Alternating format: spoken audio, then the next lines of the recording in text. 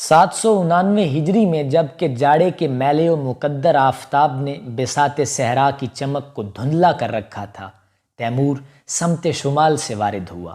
70,000 سپاہ ہم رکاب تھی۔ لشکر کے لوگ اصفہان کی شان و عظمت کو دیکھ کر حیران رہ گئے۔ اس شہر میں صدہا برج اور مینار اور مسقف بازار تھے۔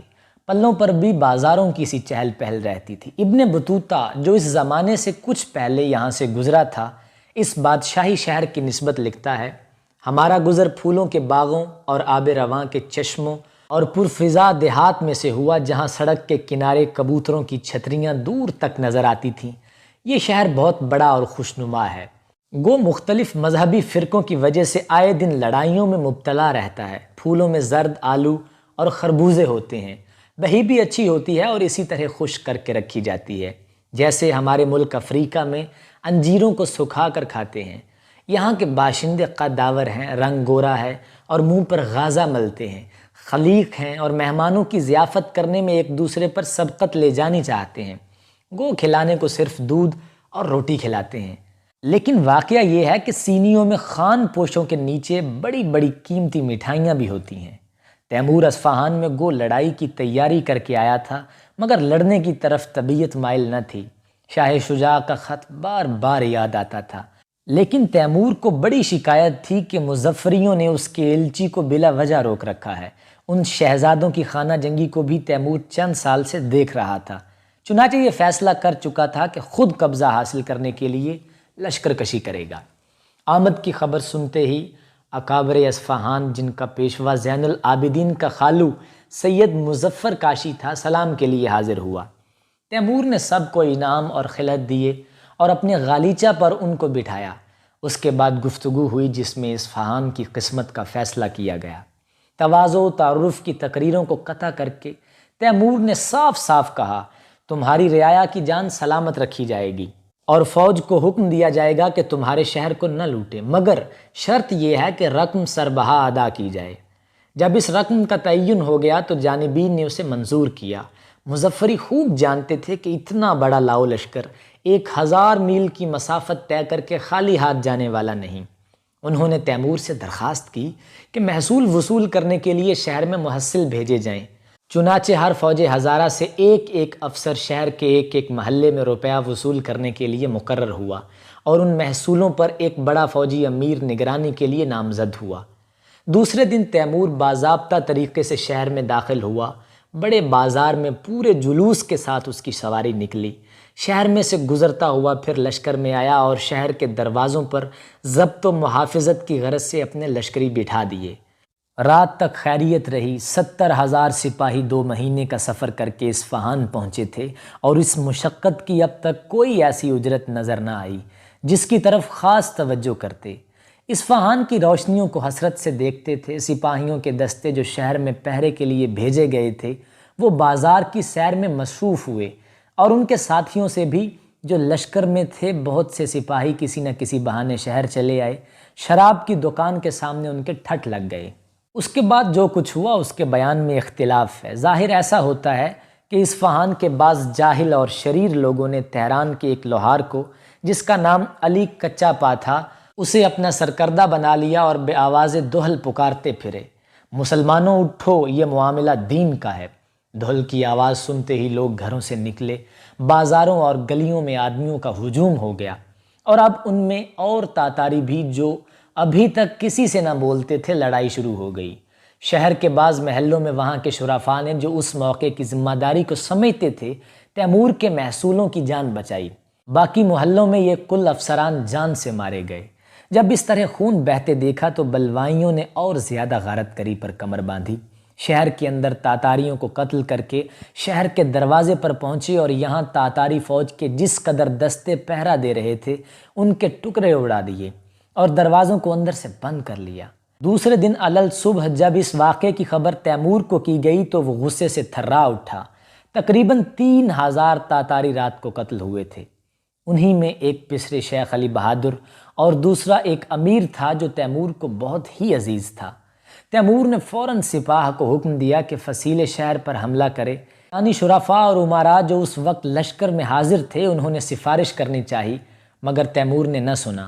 شہر کے فسادی اب تک تو دوسروں پر حملہ کر رہے تھے، مگر اب ان کو اپنی جان بچانی پڑی۔ تاتاریوں نے شہر کے دروازوں پر حملہ کر کے ان پر قبضہ کیا۔ تیمور نے قتل عام کا حکم دے دیا اور لشکر کے ہر ایک سپاہی کو حکم ہوا کہ ایک ایرانی کا سر کاٹ کر حاضر کرے۔ شہر کے ایسے محلوں سے جو اس فساد میں شریک نہ ہوئے تھے کسی قسم کی باز پرس نہ ہوئی۔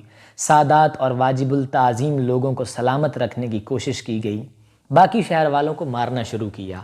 تمام دن قتل جاری رہا۔ جو لوگ دن کو قتل ہونے سے بچ گئے تھے وہ سمجھتے تھے کہ رات ہونے پر شہر سے صحیح سلامت باہر نکل جائیں گے، لیکن جب رات ہوئی تو برف گرنے لگی۔ بھاگنے میں قدموں کے نشان برف پر بن گئے۔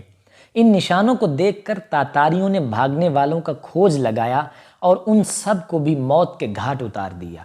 بہت سے تاتاریوں نے جو اپنے ہاتھ خون سے رنگنے نہیں چاہتے تھے، سپاہیوں سے اصفہانیوں کے کٹے ہوئے سر مول لے کر پیش کر دیے۔ مورخ لکھتا ہے کہ شروع میں ایک سر کی قیمت 20,000 کپکی تھی، لیکن جب سروں کی تعداد پوری ہونے کو ہوئی تو یہ قیمت نصف دینار رہ گئی، اور جب تعداد پوری ہو گئی تو پھر مال مفت تھا۔ مقتولوں کے سر پہلے ہی شہر کی فصیل پر چنے گئے، پھر شہر کی بڑی بڑی سڑکوں پر ان کے مینارے بنائے گئے۔ اس طور پر 70,000 یا اس سے بھی زیادہ آدمی اصفہان کے مارے گئے۔ یہ قتل پہلے سے تجویز نہیں کیا گیا تھا، صرف انتقام کی غرض سے اپنے آدمیوں کا قتل ہوتا سن کر تیمور نے یہ خون ریزی کی تھی، لیکن انتقام ایسا ظالمانہ تھا جس کا پہلے کسی کو گمان تک نہ ہو سکتا تھا۔ یہ واقعہ دوشنبہ ذیقعد 199 ہجری کا ہے۔ اصفہان کے علاوہ اور جہاں جہاں مظفری شہزادے حکومت کر رہے تھے وہ اس قتل عام کے واقعے کو سن کر ڈر گئے اور انہوں نے بلا مزاحمت تیمور کی اطاعت قبول کر لی۔ صرف منصور نے جو شوستر کا حاکم تھا اطاعت قبول نہیں کی اور پہاڑوں کی طرف بھاگ گیا۔ ذی الحج 799 ہجری میں تیمور شیراز آیا۔